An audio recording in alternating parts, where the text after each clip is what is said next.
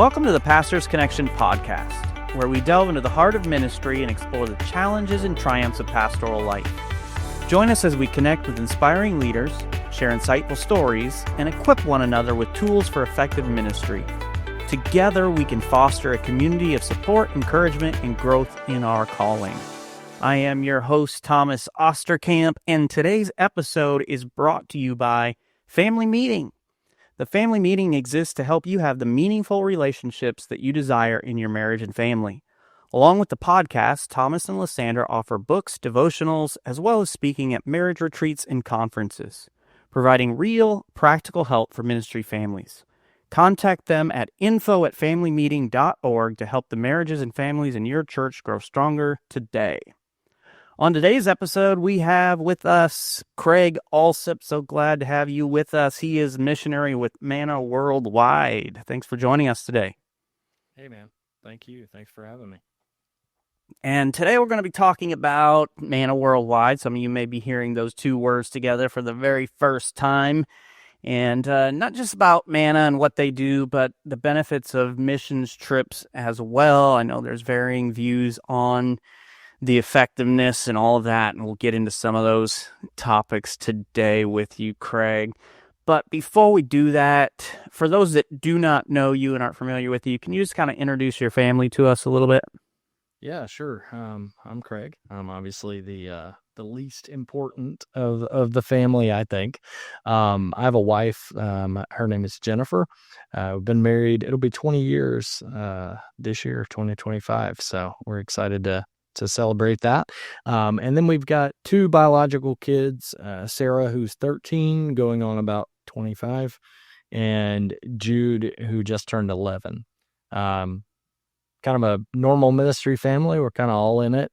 We travel together a lot around the country, speak in churches, connect with businesses and churches, and then lead mission teams back and forth. I say biological kids because we've got 4 kiddos in Nepal that are all in or out of orphanages that we've sponsored throughout the years. So they count too. Most definitely.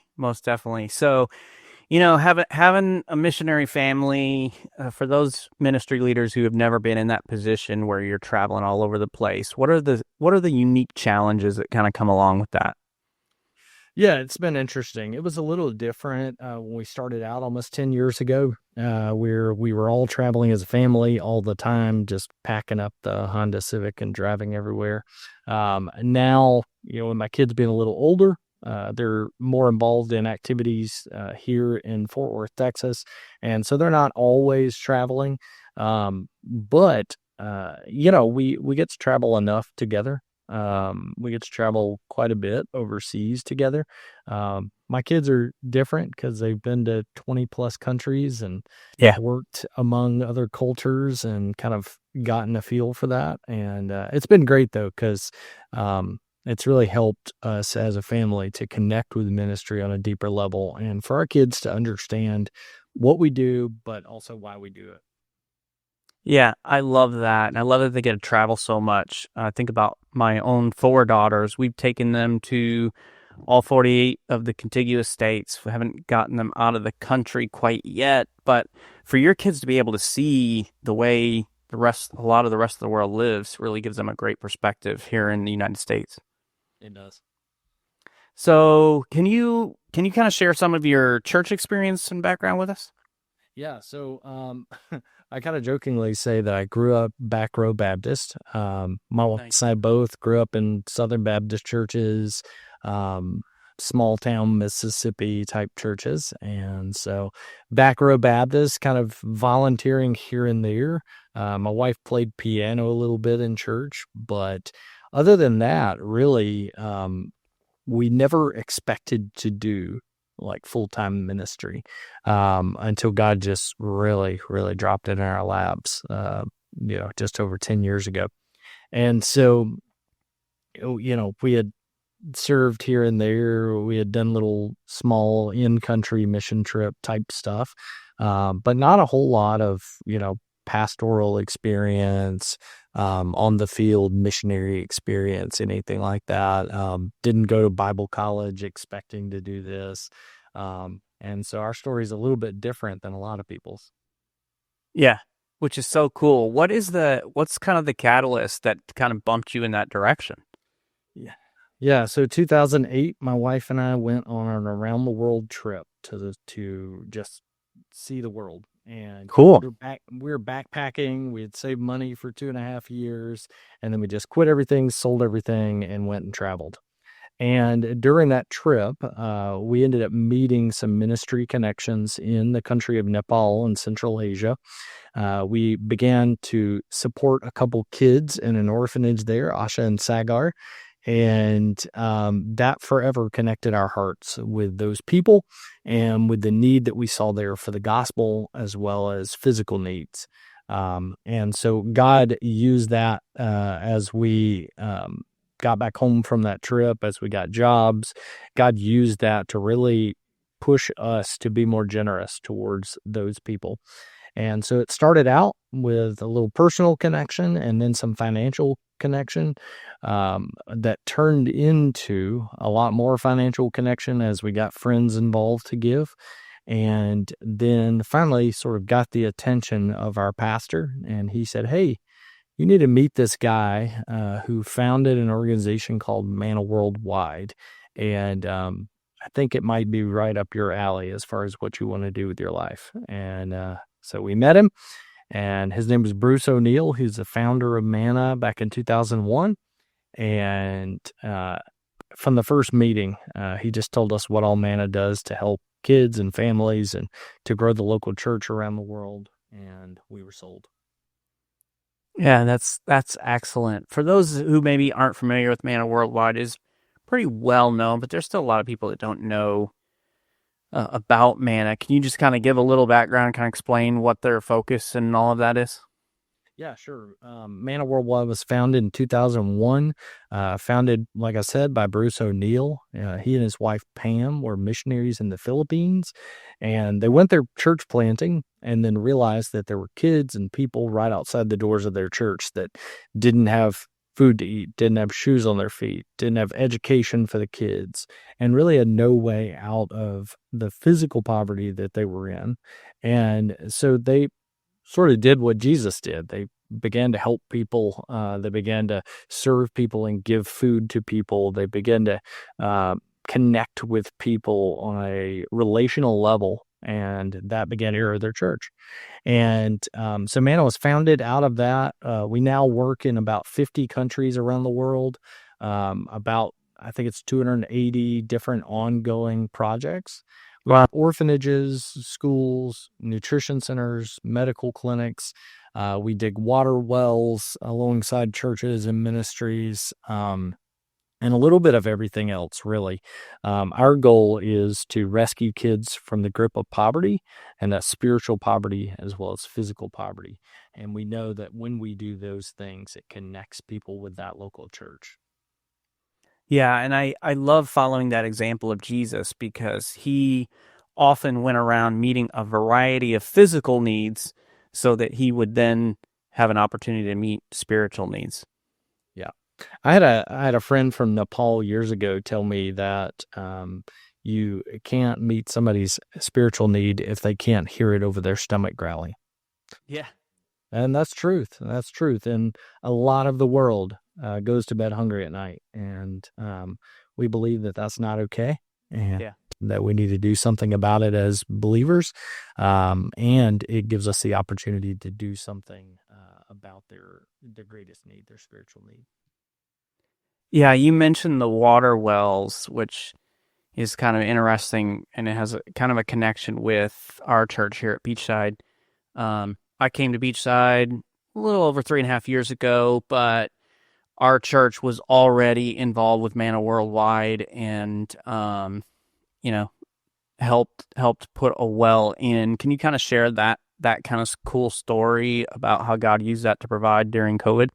Yeah, that was such a powerful story. It's such a good story of God's timing, actually. Yeah. So I had been speaking with Beachside for a little while, had gone and spoken in the church, had taken a mission team to Nepal to serve in our orphanage as well as our nutrition centers there. And the team kind of came home fired up for missions, like they Yeah. often do, right? They came home wanting to do something else. And so they kind of asked me and the director of our orphanage there what they could do to help. And we ended up determining that they needed a water well because up until that point, we were having to get water trucked in with big water trucks. They come and they pump the water into a tank. We basically hold the water, use it for showers and drinking and all that stuff and dishes. And then the water would run out after a week or two, and we'd have to get another truck to come in. And every time we did that, we were having to pay money out. And so Beachside did a big fundraiser, raised, I think, $10,000, something like that. Sent it over in like December or January of 2015. Or no, sorry, not 2015, of 2020. And we started on digging the water well, not knowing that COVID was about to happen. Yeah. So the water well was completed and put into service in February of 2020, just before the world shut down in March 2020. And our director of our orphanage there told the water well people, just keep drilling, just keep going as deep as you can. We want to make sure this thing pumps out water for a long time. Yeah. And so they did. And then he told them, put enough, I don't know what to call it exactly in water well speak, but put enough splitters off of what comes out of the well so that we can serve our community and provide water for the people in the community who had no access to water other than these water trucks as well. And so he ended up putting in like 30 something different potential splits off of our Wow. well. And they were like, okay, what are we going to do with these?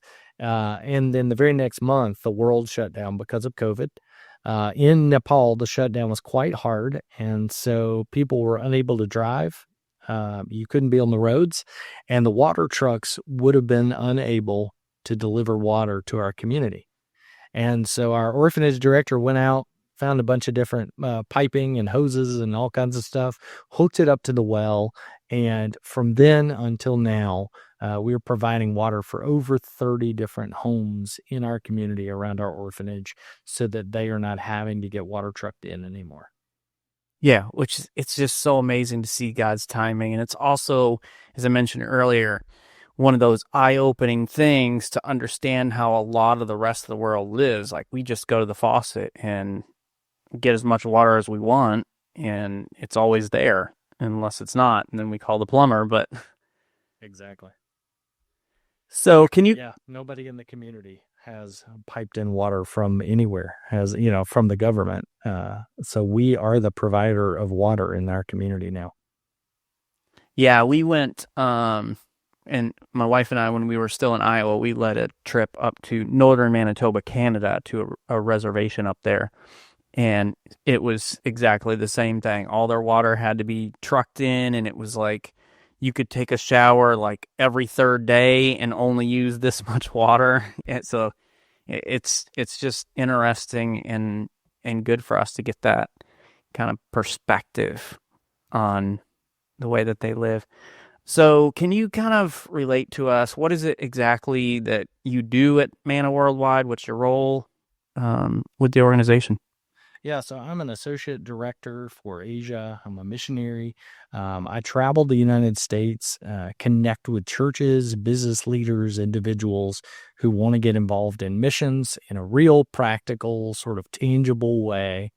I also build and lead mission teams through those people that I connect with. And Okay. so I'm spending part of my time sort of fundraising for various projects that we already have or new projects. Those obviously could be orphanages, nutrition centers, schools, medical clinics, all those, water wells, all those different things. But primarily focused on the countries throughout Asia. The countries that are my primary focuses right now are Nepal, India, Thailand, Cambodia, the Philippines, Fiji. We kind of lump Fiji in to Asia there.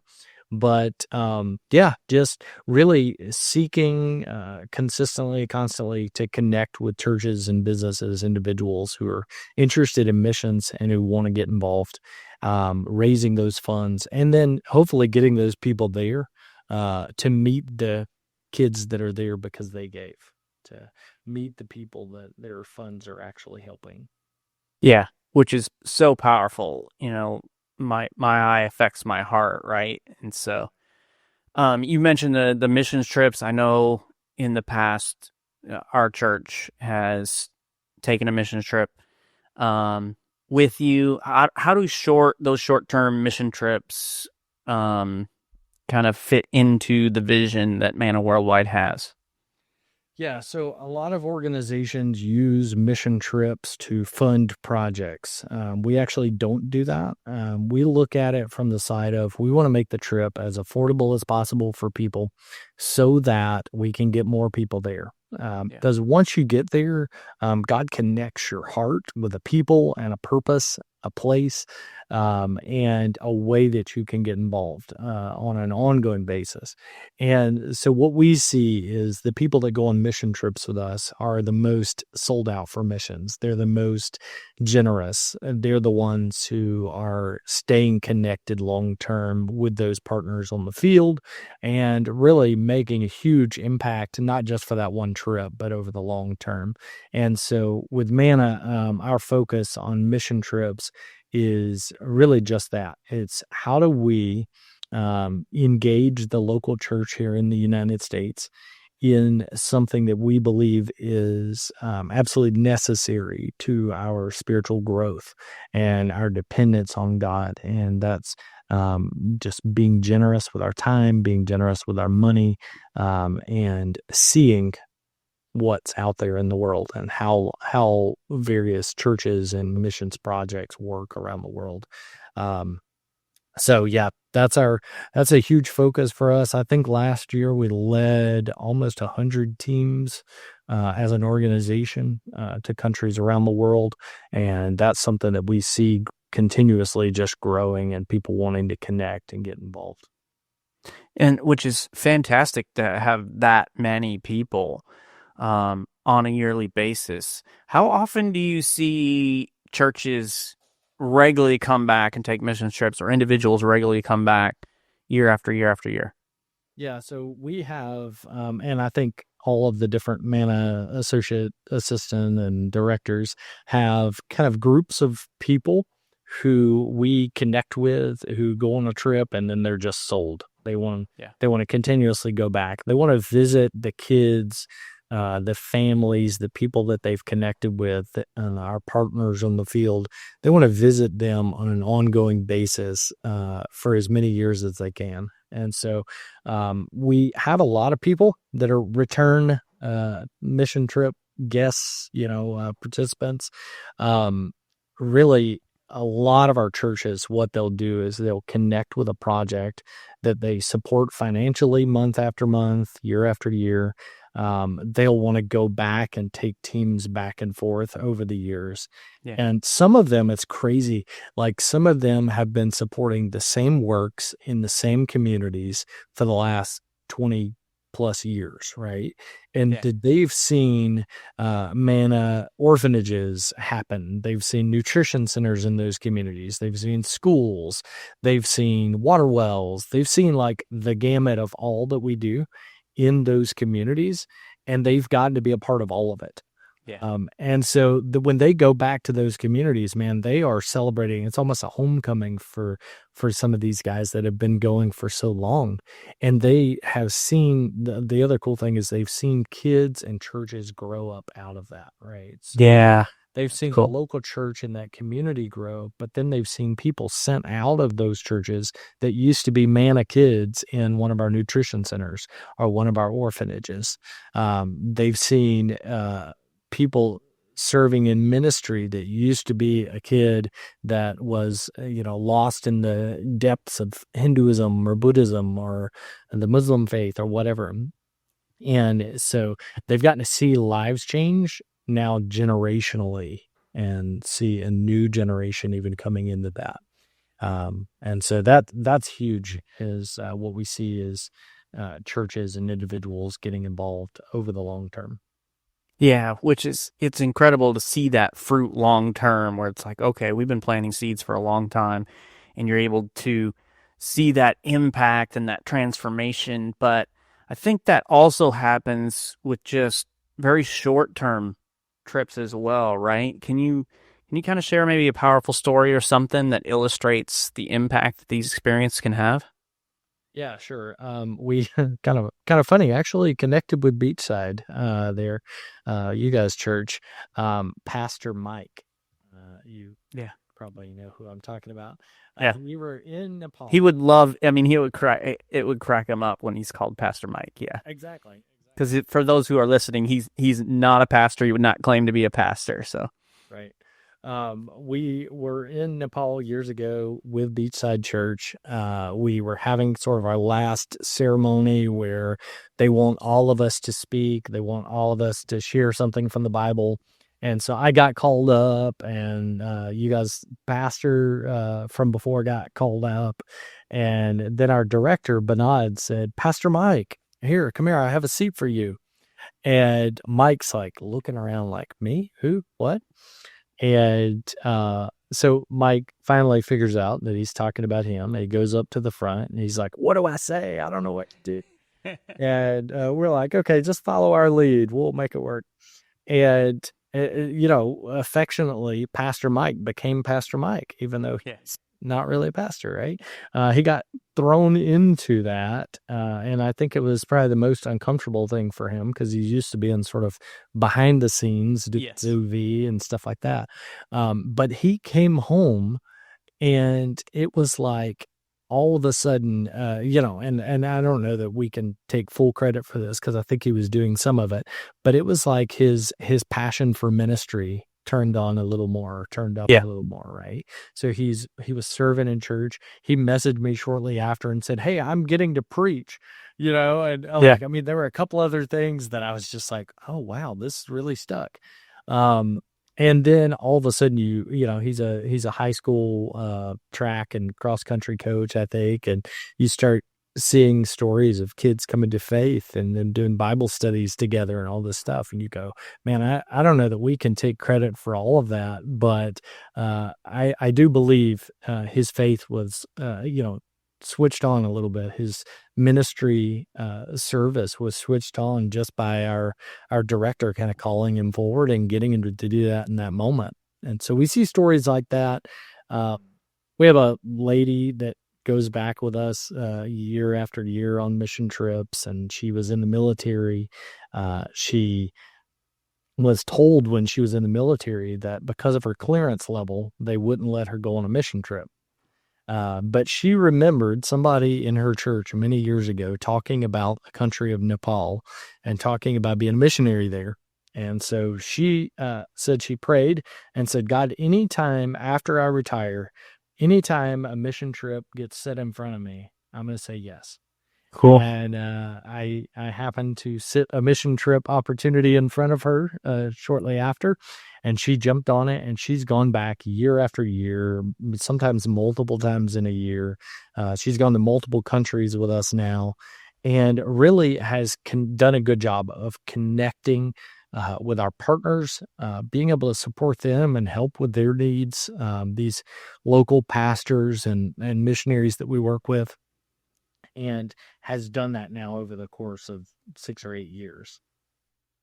Yeah, and that's the thing when you have a missions trip, whatever the length of time is, that is well run and organized, and has that purpose to it. It's so transformational, spiritually and personally, on the individual.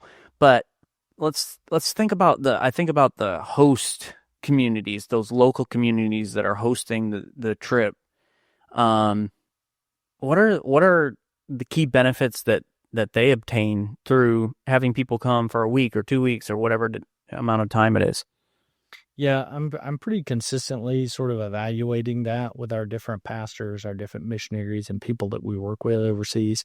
Really, just to make sure that we're doing a good job of connecting people at a heart level. And no matter who I ask or how many times I ask, they always say that they'd rather have us come than us send the money, because Oh, wow. Yeah, the money is going to go away, right? The money is going to dissipate. sure. But what doesn't is the encouragement that we bring when we go to meet with them, to participate alongside them.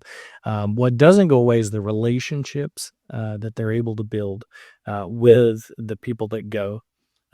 We've got folks that go that now are helping and meeting via Zoom with various people and leading discipleship groups and participating in various discipleship groups. We've got people that have connected financially now over years and years, which obviously has added up to far more than the cost of their trip. Yeah. Um, and we also see like the folks that we go to get a good sort of picture of what Jesus did for us, right? I Yeah. heard a pastor years ago say that Jesus came as a missionary from heaven to make us missionaries for heaven. Um, That's and good. they get a bit of a picture of that, right? That Jesus came from a long way off, and came to serve and to love people, to build relationships, and to stay connected over time. And that's what we do on mission trips. So realistically, we're just following what Jesus did. And then we get the opportunity to speak into people's lives, to encourage people, to sort of fight against this prosperity thing that people are told, if you just believe enough, Yeah. all your problems will go away. We get to sort of go, in and talk with people and say, listen, God's not going to take away all the problems in your life, but he will give you his son, and he will give you hope and joy and peace and love and encouragement. And so we get to encourage people to that. And we, for the benefit of us, we get to see the need in the world. We get to see that we can make an impact. Yeah. We also get to do various outreach things on trips that would be hard, if not impossible, for that local church to afford to do, Okay. to be able to do, or have the manpower to do. And so we've done everything from throwing big carnivals to having soccer tournaments that helps to connect that local ministry with their community in a bigger way. And everything that we do on mission trips, we're very careful as an organization to always point back to the local church and to say, Nice. talk to them, right? To connect them with the local church. And I believe that's a big helpful part of what we do as well. Yeah, because the biggest help they're going to get is from somebody who's right there versus somebody who's 2,000 miles away in another country. So I love that. Exactly. So I've led a bunch of missions trips. I've been on a bunch of missions trips. Obviously, it's a lot of big part of what you do, but I've heard the criticism about short-term trips and they do more harm than good. So how does Manna and how do you kind of address that concern just to make sure that trips are truly helpful to the communities that are being visited? Yeah, some of the things that we don't do is we're not there painting the same church that another team painted last week, right? Just so that we can feel like we got our hands dirty and did something. Yeah. I'm real against that kind of ministry and that kind of just like showboating almost. Sure. What I see in our trips is that, first of all, some people, say, well, it'd be better to send the money, right? And I sort of already addressed that, but I forgot to say one thing. Mission trip money is by and large found money, right? Mm-hmm. Nobody's sitting around. Like, our Asia trips tend to cost about $3,000 total, right? Yeah. And nobody's just sitting around with $3,000 in their pocket and, oh, I could give it away or I could go on this trip, right? So what it's a false sort of thing to say, well, wouldn't it be better to just send the money? Because we wouldn't just send the money. Exactly. Yeah. Anyways, right? We would, we'd buy something else for ourselves, or we would not raise it in the first place, or not save it in the first place. And so that's kind of a false dichotomy there. Um, but, uh, but when people say that mission trips don't work, or going to people in need doesn't work, I kind of ask, don't you go to people in need in your community? Hopefully. Yeah, right. Hopefully. The other thing is, like, it worked for me. I went on a big trip around the world that, honestly, not even my perspective on it was the greatest, right? I was just Yeah. going to have some fun and see the world. I Which wasn't even, which is nothing wrong with that, but God right? can use those things in a very powerful way. But, like, at least if we're going on a mission trip, we're saying we are going for a mission, for a purpose, right? Yeah. But God still grabbed my heart, led my family to be full-time missionaries, and to do all the things that we've gotten to do since then, and that hopefully we'll get to do for a lot of years still. And so it worked for me, right? Going on a trip turned into something bigger. And what I've seen is that happens time and time again. We work really hard to make sure that we're not just making up ministry, that we're not just painting the same church that got painted last week. We focus our trips around building relationships with our partners, with their church communities, that are meant to last and made to last. And that has turned into all sorts of fruit, and for these ministries.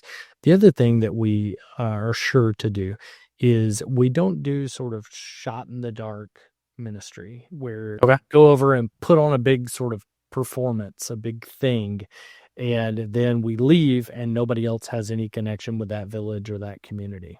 Okay, gotcha. Instead, what we're doing is working with local churches. We're working with individuals, pastors, missionary partners who are in a community long-term, full-time. They're serving those people day after day, and we're coming alongside them in that work for a short-term ministry. I believe that makes a huge difference, because we're not just sort of like, raise your hand if you want to accept Jesus, and then nobody ever sees them or talks to them again, right? We are instead digging purposefully and digging deep into a community, a specific community. Which is so good. And kind of along this line, I've had this conversation with some pastors. It's the age of social media and a lot of virtue signaling and all that stuff. And I know some pastors even have a hard time posting about baptisms and things like that. So is there a certain way that you guys kind of balance between, hey, I think it's a good thing and the scripture tells us to praise God for what he's done, promoting awareness for the needs around the world and in the particular ministries and orphanages, food centers that you're, ministering to, and the opposite extreme, which is kind of exploiting the poor and the needy for a particular purpose. Is there a way you guys kind of try to strike a balance there? Yeah, I'm huge on social media. It's been a huge help to the ministry, for us as a family. Really just keeping potential supporters in the know and engaged with what we're doing, right? Yeah. So I'm a huge fan of social media, of pictures and video telling a story, right? Yeah. But I think there's a line to that. I don't tell all the stories. Hmm. I don't tell the stories that could be harmful for someone to tell. I also am I take enough pictures on trips. I take short videos and stuff. And if somebody wants to do a video or wants to say something to thank supporters or whatever, then by all means, let's do that. But I think there's a difference that people can tell if you actually care about them or Totally. care about getting a picture of them, right? Or a picture of you helping them. So I'm not constantly around with a camera in people's face or taking video or taking pictures. Um, I think if we serve people well, if we love people, truly love people, if we truly get involved in their lives, then um, it lessens the risk of us just trying to virtue signal or trying to um, exploit them in some way, right? And they can Yeah. feel that. And so, I think we just have to be careful with those kind of things. But I think we also, like you said, we have to praise God for what he does. Yeah. We have to praise God for making an impact in the lives of people. And how else are we going to do that? How else is God going to get that, praise and that glory other than letting people know? And so we try to strike a balance between oversharing and sharing enough. But I think it really comes down to what does it feel like for the person? Honestly, what people think about it on this side of the pond, right? Yeah. I've kind of had to shrug that off a little bit because there are people that are like, yeah, you're just doing this so that you can say that you did something good. I'm like, okay, Yeah. well, you'll never know all of the stories and all of the things that we have done because I wouldn't share all of those things. But I think in the end we have to know that our heart's in the right place. We have to know that what we're doing is making a difference in the lives of people, and then we can shrug off some of that criticism and that concern. Yeah. And I think for me, one of the biggest thing is what is the focus, right? Is the focus and the attention drawn to me and hey, look what I did or look what I'm doing for these people, or is it hey, look how God is moving, look at the lives that he is changing, the people being saved and having physical needs, meeting their physical needs, he's meeting their spiritual needs. So to me, that's the biggest barometer is like, okay, are people pointed to exalt God in this situation? Are they pointed to look at, hey, look what Thomas did, in Nepal or wherever? Yeah. Exactly. Yeah, I mean, that has to be the focus is what is God doing in this place? Not, what all are we doing in this place? But how is God impacting lives through giving, through people going, through people serving? But really just pointing it all back at God and going, hey, we can't do any of this on our own power. Yeah. And I think it's good for ministry leaders and pastors who are listening. This is my opinion, okay?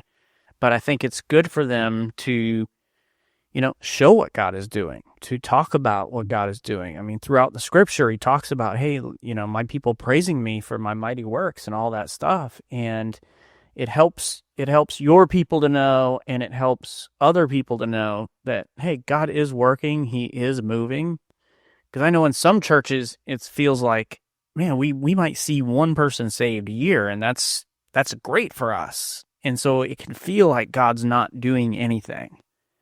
But I'm able to look around and see pastor friends of mine in ministries, like yours all around the world. And it's like, oh, God is doing great things all over the place, but keeping him the focus. Yeah, God's timing and placement of his resources is not our doing, right? It's not our decision. And so we get to see God work where God wants to work, and we get to see God move where God wants to move. And we get to, have the blessing of getting to be a part of it. And so, you know, if people are listening to this, watching this, if they're out there and their faith is stagnant, man, I want to challenge you to get on a trip with us or with somebody. If you don't know that God is still at work in people in miraculous ways, if you don't know that God is still showing up to show people that He is real and that He's good, then come join us. Yeah. And I want to introduce you to some friends who know that for sure. And, you know, and the other thing is if your church needs a shot in the arm of that, right? Yeah. So that it encourages your church to get more involved in their community. Then a mission trip's a great way to do that. Serving in a community where the resources are very basic and very minimal, but the faith is huge, is so encouraging to the local church here in the United States and places like the States where we sometimes suffer for faith built over fire. Yeah. And instead we count on our resources a lot, right? So I think it's always a great idea to get out of your context, no matter what that means and no matter where that is. If you go and see what God is doing in other parts of the world, it really changes your heart for what you're doing at home. And it is so great to see on social media the pictures, the videos, what God's doing, but nothing is better than experiencing it firsthand. And it's like, oh man, God just did this great thing, and I had an opportunity to lead, 4 boys at this Bible club to faith in Jesus, and it's just it is incredible. But I think about, okay, we got pastors who, hey, they want to be a part of a trip. Maybe they're planning a trip. What are the roles that that these partnerships with local churches and leaders play in making sure that the trips are effective? How can we as ministry leaders and pastors help to ensure that it's going to have an impact? Yeah. So on my side of things, if I'm planning a trip, I'm talking with our partners on the field and I'm saying, hey, what can we do to best serve you?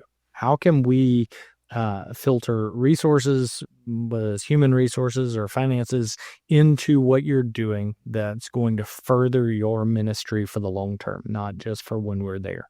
So I'm having those conversations with our partners leading up to trips. Before I say we're going to go there in July or whatever, I'm making sure that that's good with them and that that's a good timing for us to be able to fit into their ministry and to be able to support and move their ministry forward.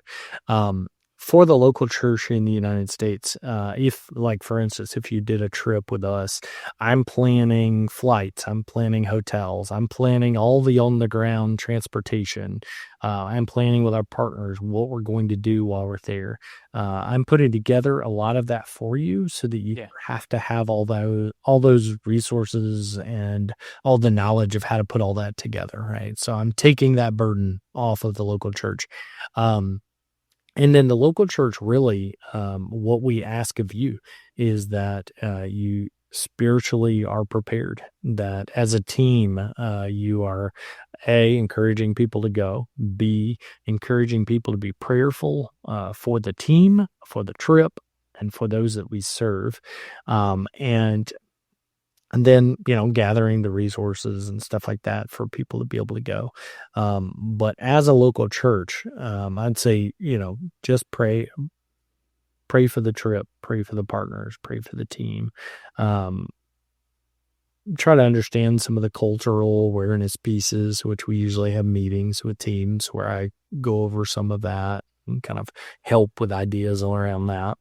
But realistically, getting your people on mission is impactful, and it's impactful enough to put significant, effort building up to a trip into it.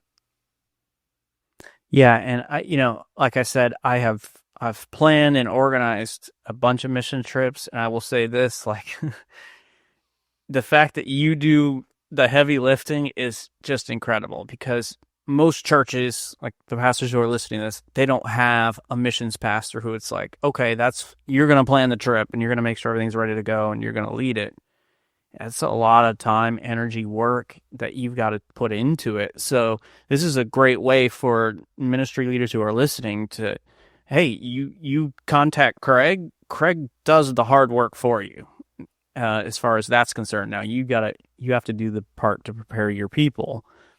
And what are some specific things we're talking about emotionally, culturally, spiritually, that we as pastors can get our people ready for a trip, whether it's with Men at Worldwide or even on our own? Yeah, I think such a big part of it is just talking about missions regularly.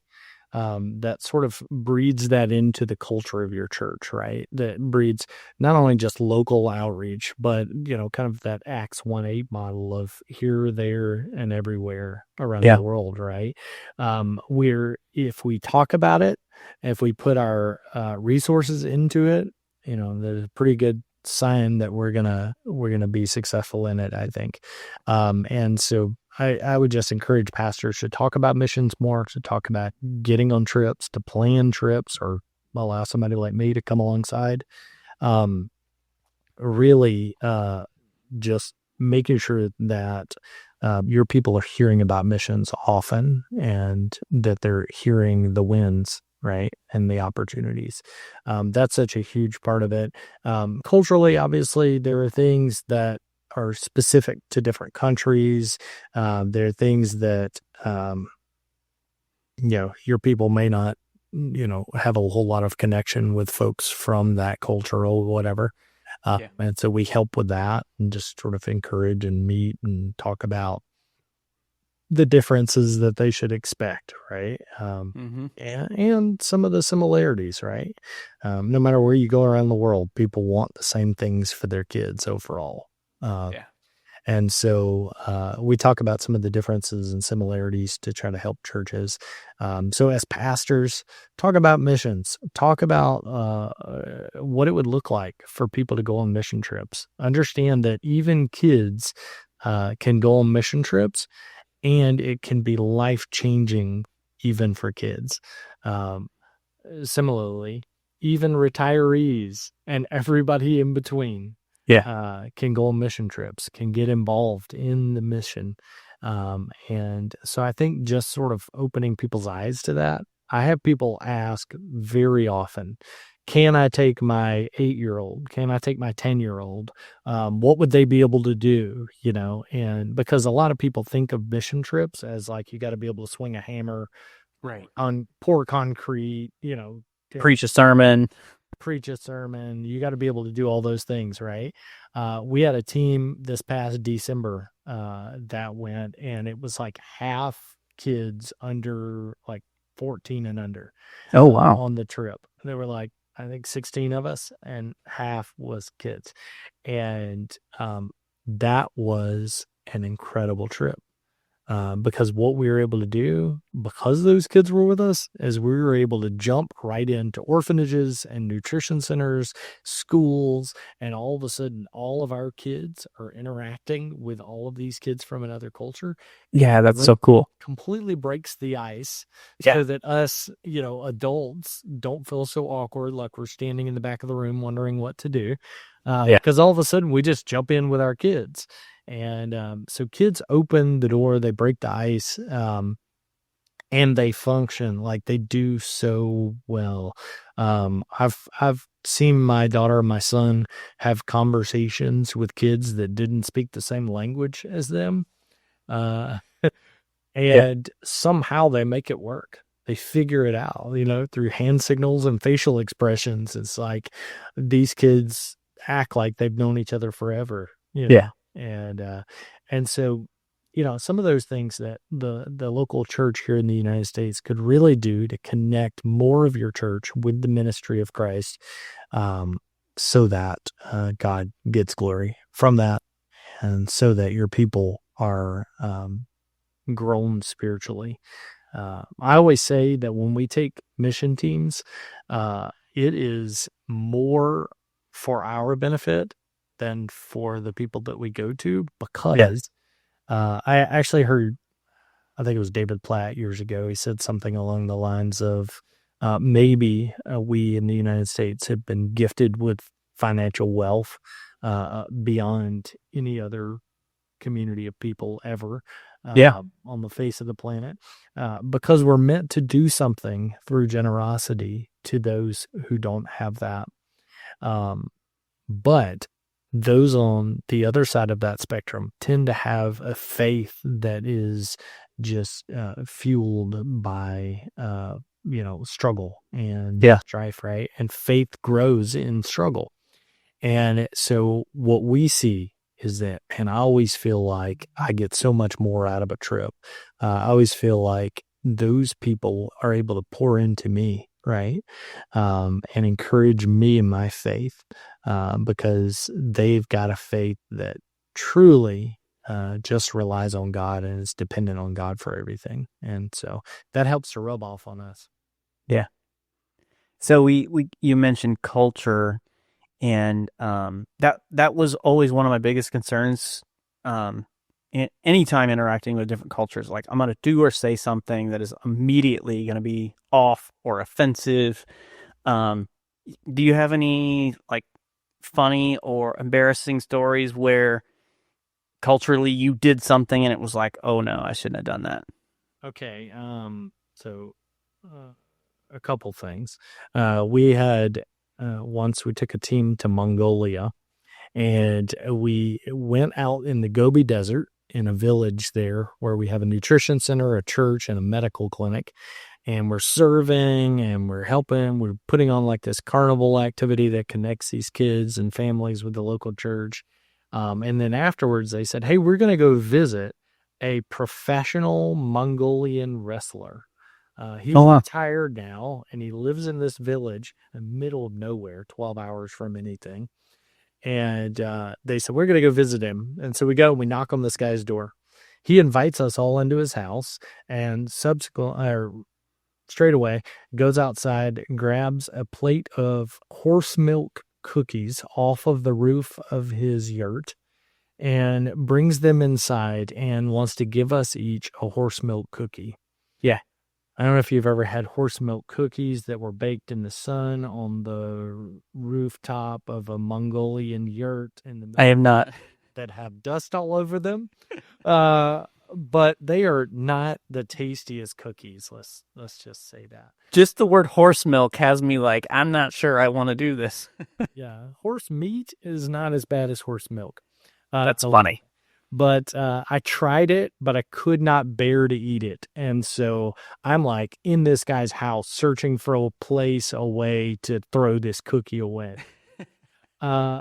Thankfully, shortly after, he went out of the room to go get his spandex wrestling costume that he was going to put on for us.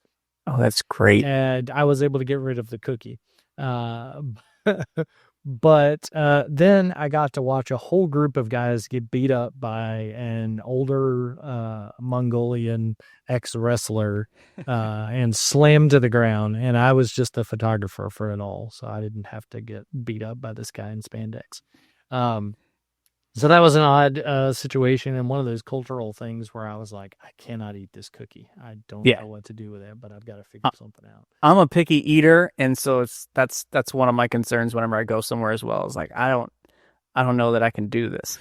You can always find a way. I once drop kicked a fried banana across the road in Singapore because I couldn't bear to eat it. There's all kinds of things that you can do to escape. Yeah. Oh, look over there, and then redirect. Toss it the other way. And honestly, I'll say there are things that I'd probably do on every trip that annoy people or that somehow are culturally inappropriate, right? Yeah. But honestly, it's okay as long as you're in the relationship for the right reasons. As long as you're loving on people and serving people, then they will. They'll get over some of those like faux pas, those cultural issues.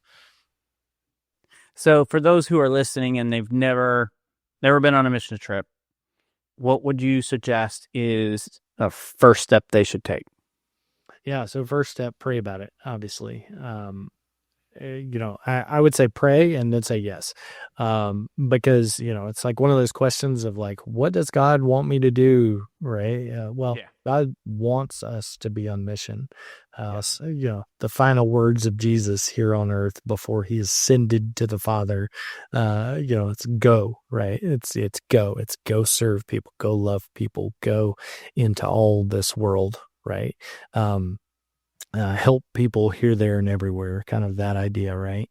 And so, I had a friend tell me years ago that his perspective shifted towards just saying yes first, and then saying, "You got to feel like this is a good thing. I feel like this is a thing that you have called us to do as believers, and so if I'm not supposed to go on this particular trip, let me know. Close it." Yeah. And I love that perspective, right? So I think the first thing is always pray, but also to understand that God wants us on mission to people around us here, there, and everywhere. And so pray about it, talk about it with friends and family, invite some people to join you even. What we see people really enjoy is when they get to bring people along on trips with them, so that they're not sort of on their own. They're with a group of friends and family and church members. So yeah, first steps, pray about it. Second step, reach out to me. I'd love to. That was what I was going to say. Call Craig. Yeah, I'd love to talk with you about upcoming trips and trip ideas, and to really help to point you in the right direction of building a team and going on a trip. We do have individuals sign up for our trips, so don't feel like you have to get 10 or 12 people to join you. We have churches that say we want to go on a trip and they only come up with 5 people. Yeah. So then I do the hard work of trying to find another 5 or 10. And so, if you've got an inkling that you'd love to do a mission trip, I'd love to talk with you. Yeah. And what's great is you guys have mission trips going all the time to a variety of different areas. So if there's a pastor or an individual who's listening, you say, I'm really passionate about this particular area, region, or whatever. Even if Craig is not the one who's kind of over that, he can help connect you to the people who are. We were hoping to go to Fiji with you last year, and that just didn't work out. Fiji, I love tropical, I love island, and so one of these days we're going to make that Fiji trip happen for sure. Yeah, sounds great. Yeah, we've got, like I said, we've got trips throughout Asia that I lead. We also have trips to, everywhere from Ethiopia to Colombia to Mexico to Romania and everywhere in between. So the other directors aren't as good as Craig, but they can help you out. Hey, I can't say that. Yeah. So if people want to connect with you, they want to reach out, maybe about going on a trip with you, or just have questions about how they might better organize their own trips, what's a way that they can connect with you? Yeah, probably the best way is through my email. It's just c.alsup@manaworldwide.com. So it's c.alsup@manaworldwide.com. You can reach out to me there if you are interested in going on a trip by yourself with a group. If you're interested in getting your church involved in supporting orphanages and nutrition centers, schools, all these different things. We have projects that are ready to launch and just need funding. And we'd love to talk with you about some of these exciting projects that God's doing around the world through the local church. Yeah, I'd love to see some of those projects funded as well through some of our network churches. You can reach us here at the Pastors Connection Network by going to pastorsconnectionnetwork.com or finding us on Facebook at Pastors Connection Network. Craig, thank you so much for spending some time with us today. Always enjoy when we have a chance to get together. Yeah, man. Appreciate it. I enjoyed it. Thank you for joining us on the Pastor's Connection podcast. May you be inspired and equipped to lead with grace and purpose until we meet again.